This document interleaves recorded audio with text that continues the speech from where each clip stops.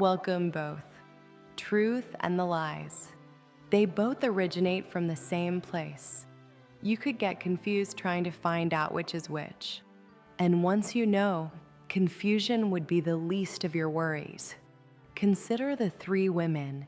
Plenty of ideas from each of them, but not one comes from the heart. They are the people that charges for something you could do for free. The ideas are all the same, but as you'll notice, you just have to see where to put your next step.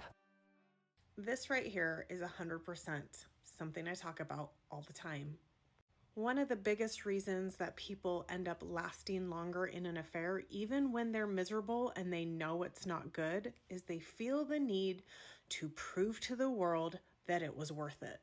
When you're in an affair and you have these hyper fantasies and you feel like you're on top of the world, that you've met the love of your life, you convince yourself that you will be part of that 5/2% that are going to make it. It's us against the world type of thought. We're going to do it. We're going to make it. And because you're in this hyper fantasy, you see it and you ignore all the red flags.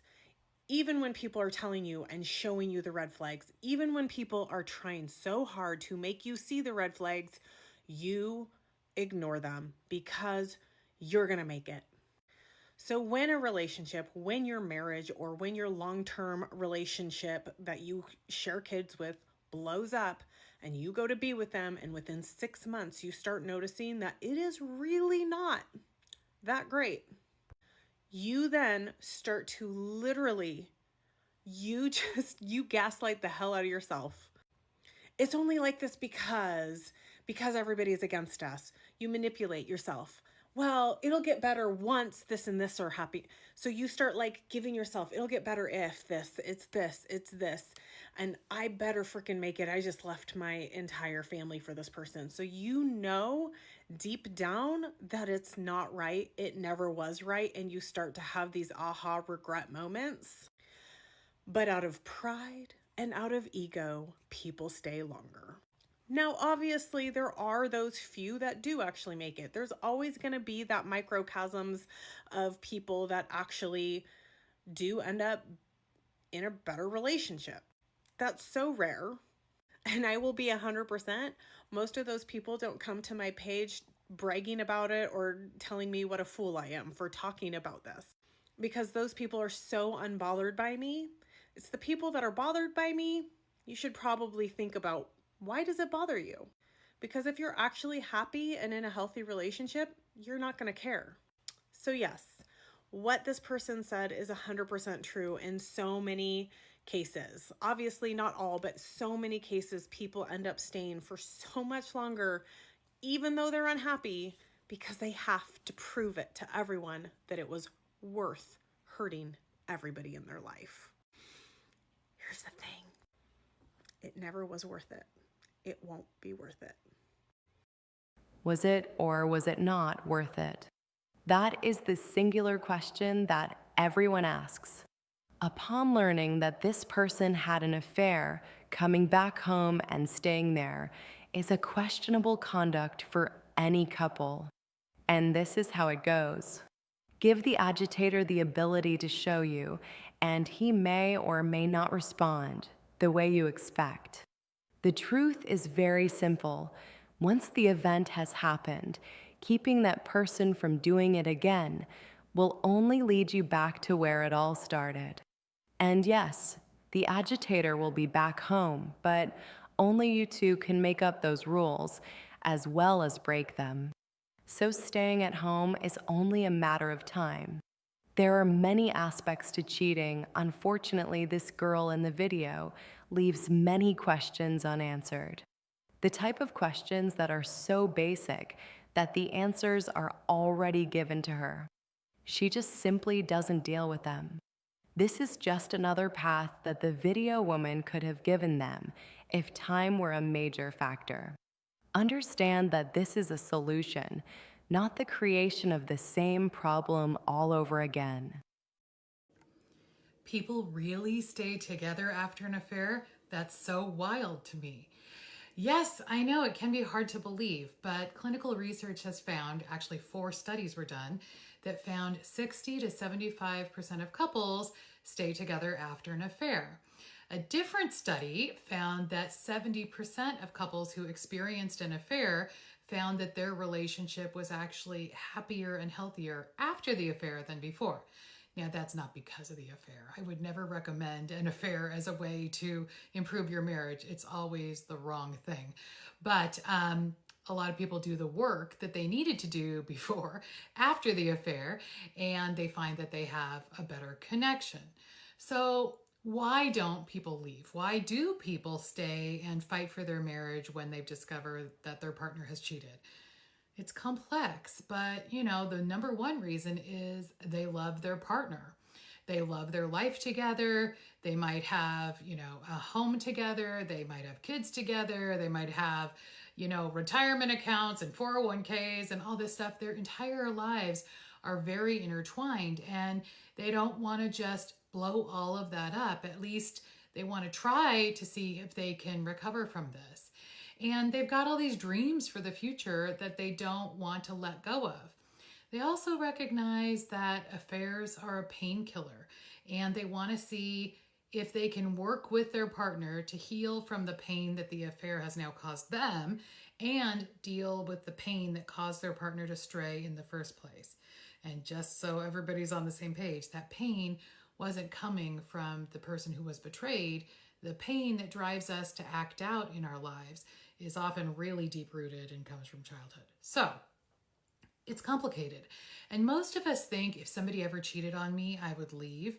But it's super different when you're in that experience yourself and you realize that this person who is your whole world has acted in a way that makes absolutely no sense, and you want to try to figure out what's going on and see what can be done to stabilize things before just destroying everything, because it's a lot. It's a lot to grapple with. So if you run into somebody that's trying to figure out if they should stay or if they should go after an affair, please be very kind and supportive to them and let them make the right choice for themselves. It's not an easy decision, and some people don't know the answer for a really long time. The most loving thing we can do is support people in figuring out what's right for them and their situation rather than telling them what to do. All right, I hope that helps. BFX. It is possible to help your neighbor, but an affair is always a two-human partnership. The psychological addition will elongate the problem. That is why so much money comes to their field. And they say that you need a position of higher learning for such a specialty. But once you have it, you are part of the elite. Take this person, for example. There are numbers that she is mentioning outside the camera, but she does the presentation effortlessly that you think the numbers were fluent.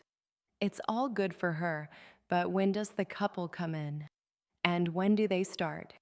And what do they say? And above all, when do they stop coming? Those are all business points that she acquired in order to set up her practice. So she has a business, and now when you see her, she will be contributing to her business. But where do you come in? I will tell you second or third positions. But don't worry, she has to make it sound like it's the most important visit she could get. She will take your hand, smile, and tell you that you mean the world to her business, but astonishingly, when there is no more money, she will be gone. It's okay. It's just part of their game, and unfortunately, you're playing the game as well. So here is the answer. Having an affair is like part of dinner or playing with the dog or going to the beach on a hot summer day. The answer has always been given to you. You just don't know you have it. Have you decided to stay in your relationship after your partner has cheated? And if so, what are the boundaries that you should uphold in order to regain trust in the relationship and rebuild the relationship? So the first thing I want you to know is no judgment. I work with many couples who come to see me after an infidelity, and the person who has been hurt and the person who had the affair have chosen to try to make the relationship work going forward. So this is something that I work with all the time. So the first thing is that the person who had the affair has to be willing to completely cut ties with the person they had the affair with. So it should be very clear and said with confidence. So if it's a text, I'm working on my marriage, respectfully, please do not contact me ever again. Sometimes the person that they had the affair with is a workplace person or a person in the neighborhood or a person affiliated with, your kid's basketball team or whatever. And in those cases, there are still maybe times where, you see that person, but there should be as limited as contact as possible, professional and or logistical only. That's it. It should be very clear that you're working on your relationship. The second thing I would want is transparency. So I would want the person who had the affair to be willing to go on Live 360, to show credit card statements, to show phone statements, to be transparent with where they are at any given time, to absolutely not delete any texts. So there has to be a willingness to be transparent. The third thing is there has to be a willingness to understand this is a process. And so it's going to take time. And if at 3 months or 6 months or even a year later, someone says, well, aren't we over this yet? No, this is a process. It is going to take time. A major, major trust break has happened, something that actually causes post-traumatic stress disorder symptoms in the person who was betrayed. So no, this is not going to be over overnight. The fourth thing I would like to see is that they are willing to go seek good help. So either the help of a couples therapist that specializes in couples and infidelity, or an affair recovery group, a group or a therapist that specifically addresses infidelity. And is it going to be costly? Yes, that's part of the consequence of having an affair. The other thing, number 5, that I would want to make sure is a boundary is that you have the ability as the betrayed partner to ask questions, that you have the ability to tell the other partner that you are triggered and you need reassurance, you need comfort, you need them to just know that you're having a bad day. Those are the 5 things I would want. What do you think about those? Thanks. The third video in this collection is regrettably gearing for time. I've seen people on this channel, some try hard and others don't need to. Sadly, this video is a sales video. Even though she aims for the truth, the video misses terribly. I'll keep it short. If I could, I would not send anyone to pay money to this woman, unfortunately. The 5 rules of which she speaks are that. Just rules that people make up every day. Here is the answer. For every item on her list, you'll be able to change or apply each and every rule to anything in life you choose. It won't matter what you apply them to, because they stand for everything you have ever heard. So each rule in any book carries its own application. So tomorrow it will apply to this, and the next day it'll apply to that. The definition of what they mean changes indefinitely. You'll never need a list to follow, because you already have the definition.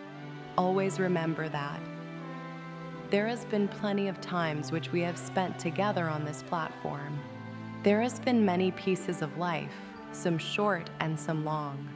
But every fragment that it has touched has and will remain as a construct of history, simply to show you that we're living here now.